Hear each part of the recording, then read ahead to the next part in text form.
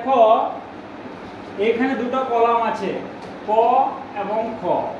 এখানে ক বর্গ, খ বর্গ, চ বর্গ, ট বর্গ, ত বর্গ, প বর্গ, এগুলো আছে, এই পাঁচটা আছে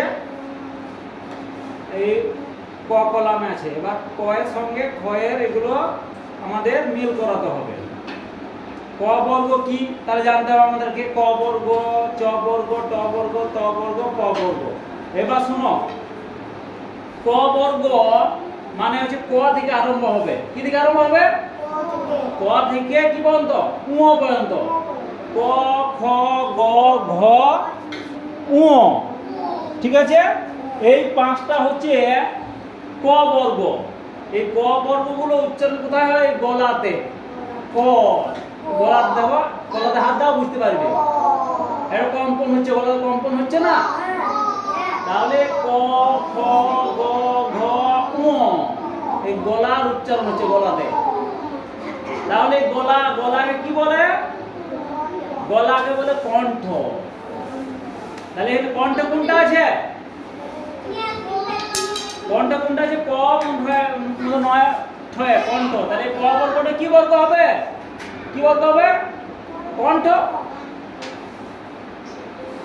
কণ্ঠ হবে। তাহলে ক বর্গটা কি বর্গ হবে? কণ্ঠ। কণ্ঠ মানে গলা। এবার চ বর্গ, চ, ছ, দুদি জ, ঝ, ইয় বা পিপ্পালিঙ্গ। এটা কি বর্ণ হবে? চ। জিভটা পুরাই ঠিক ঠেকছে তালুতে, উপরে তালু। চ, ছ, দুদি জ, ঝ, পিপ্পালিঙ্গ। জিভটা উপরে তালু ঠিকছে না? উপরে তালুতে ঠিকছে, দেখো ঠিক ঠিকছে। হ্যাঁ, তাহলে এটা হবে তালু বা তালব্য বর্ণ। চ বর্গটা হবে তালব্য বর্ণ বা তালু।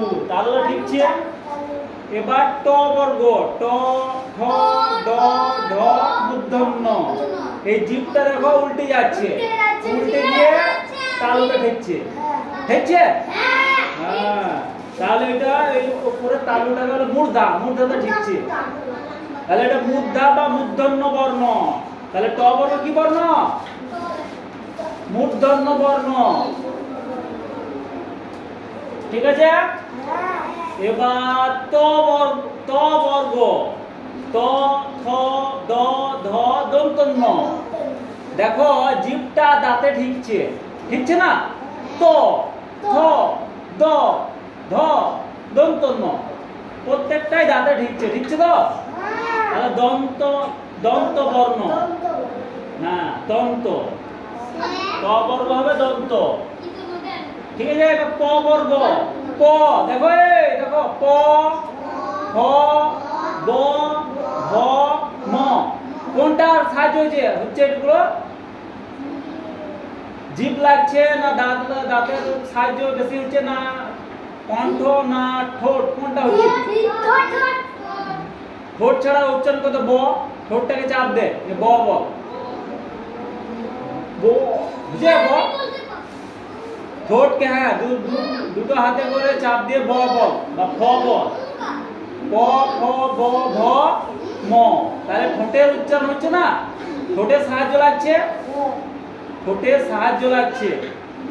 তাহলে প বর্গটা হবে ওষ্ঠ, ওষ্ঠ বর্ণ। প, ফ, ব, ভ, ম। ঠিক আছে? বুঝতে পারলে? ঠিক আছে।